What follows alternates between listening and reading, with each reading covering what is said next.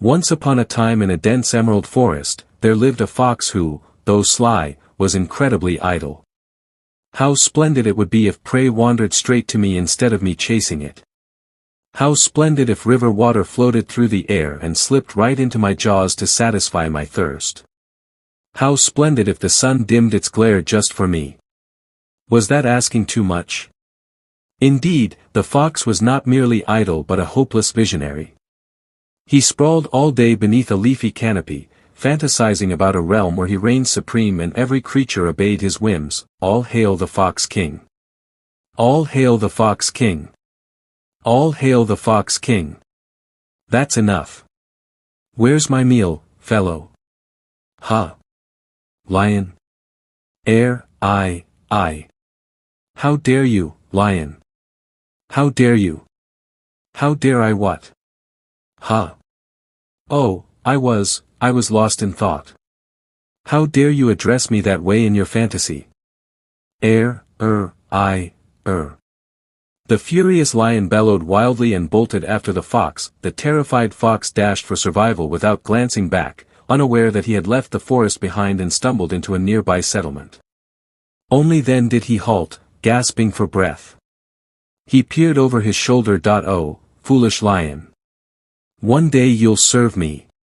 Muttering this, he ventured farther into the settlement.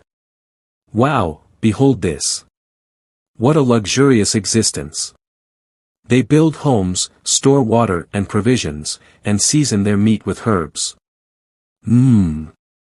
If this isn't the ideal life, what is? Hey, Rooney, who's that sneaking into our territory? Whoever it is, he doesn't belong.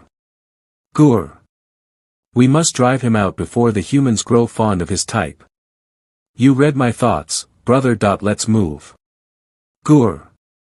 Gur! Oh, hello there, pals.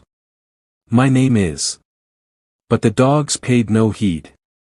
They snarled fiercely and rushed toward him. What? No. I believe there's a mix-up.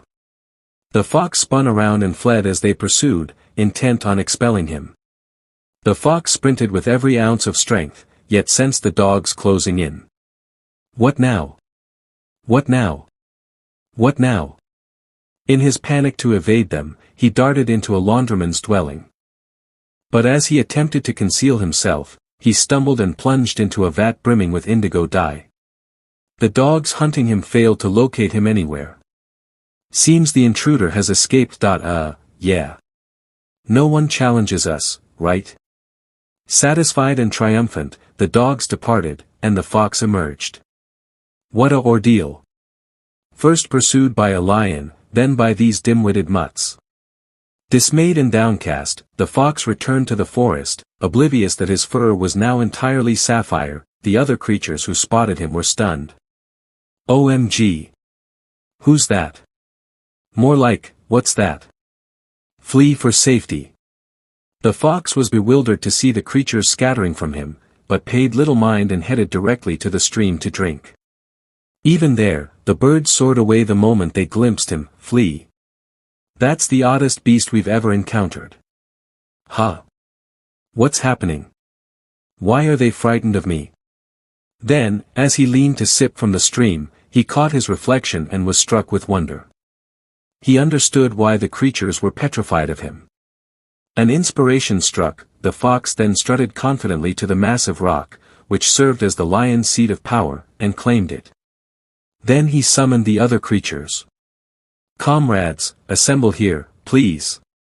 Hesitant and doubtful, all the creatures congregated around him, even the jungle monarch, who now appeared meek. Comrades, why do you flee from me like that? I promise you, there's no cause for alarm. You don't recognize me, but I am a unique creation of the divine.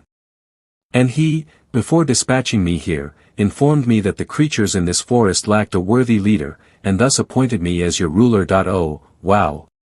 So from this day forward, I shall be the sovereign of this woodland and govern all of you.